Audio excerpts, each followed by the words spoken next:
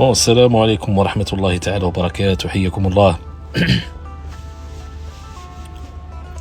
الجزائر، الجزائر بلادي، والله ما تطيح، سواء إن كانوا لها أغبياء أو كانوا لها علماء. الجزائر ما تطيحش. تعرف علاه؟ لأنه أولا محمية بقدرة القادر، مسقية بدماء، بوديان من دماء الشهداء. ربي حاميها، ربي يحبها هك، ربي يقدر عليها هك. ثانيا لها أبناء رجال مسلحين، والله يا دكتور مسلحين بكل ما تتصوره وما لا تتصوره. فالجزائر لها رجال، مستحيل تطيح الجزائر. تقعدوا تترصدوا، تقعدوا تديروا في المكائد، مستحيل. أما بالنسبة لبعض الأغبياء الحمرة البعرة اللي يطلع يدير لي تعليق ويلوم في الجزائر أنها صوتت بنعم في القرار، يعني في اعتقادك أنت الشيب هذاك عمي عمار بن جامع اللي موجود في مجلس الأمن يكره الجزائر؟ ما يحبش الجزائر؟ أنت تزيري أكثر منه؟ حبيبي على الجزائر، مدي على الجزائر صوارد؟ لا والله. تبون ما يحبش الجزائر، عطاف ما يحبش الجزائر، رجالات الدولة هذه ما تحبش الجزائر؟ لا والله، يحبوا الجزائر أكثر منك ومني. مستعد يفدي هذه البلاد بالدم. فنظن أنه فقط ما تحكيش في سياسة، فقط هذا مكان. المشكلة بسيطة جدا، ما تحكيش في سياسة، ما تفهمش فيها، ما تحكيش. احنا اتفقنا من الأول أنه الجزائر تعمل دائما وأبدا ما تراه في مصلحة الدولة.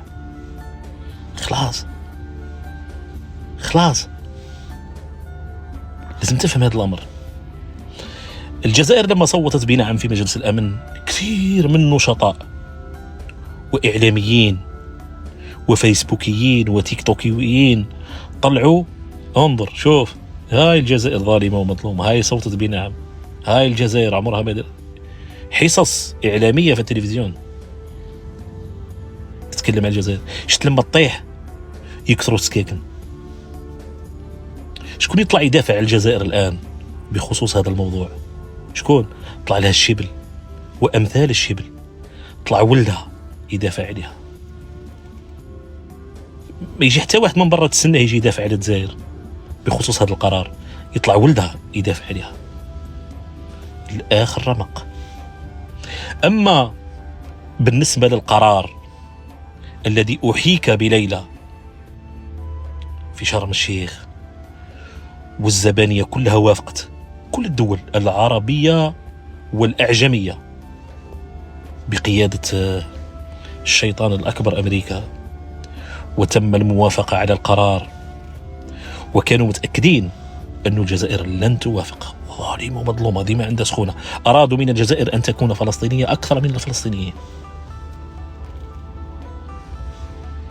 فرئيس السلطة الفلسطينية محمود عباس ووافق على القرار. وش رأيك في هذه؟ نزيدك خليل الحية دي مشكورش الجزائر، وافق على القرار، وحبيتوا الجزائر الوحيدة ما توافقش على القرار. واش شوف يا الجحش، هي مليحة انك يكون عندك مبدأ في الحياة، مليحة انه يكون عندك موقف واضح في هذه الحياة، ولكن على حسب المعادلات السياسية والأعراف السياسية والبراغماتية السياسية دائما تكون مختلف. لا، المشكلة فيك. دائما تكون أنت مختلف على كل الناس، لا، المشكلة فيك أنت. فنظن أنه لما درنا الفيديو اللي فات نهار هذا خليل الحية مشكورش الجزائر، وناس بزاف طلعت لامتني في هذا الموضوع، وحبيت نوصل رسالة للدولة الجزائرية أنه خلاص يجب تفعيل لغة البراغماتية في السياسة نتاعنا شوية، ولو كان حتى بورسونتاج قليل، ولو كان حتى ب20% 30%. يمكن الدولة الجزائرية استجابت لهذا، ربي استجاب لدعائي، اللهم لك الحمد. فنظن أنه تحية الجزائر. أردتم من الجزائر وحدها ألا أن تكون ضد هذا القرار اللي أنتم كلكم كتبتوه ووافقتوا عليه، ودركا كي الجزائر وافقت كيفكم طلعتوا درتوا هالهالة. لماذا الجزائر وافقت على القرار؟ تريدون ماذا؟ إسقاط الجزائر. والله لن تسقط. السلام عليكم. نشويكم.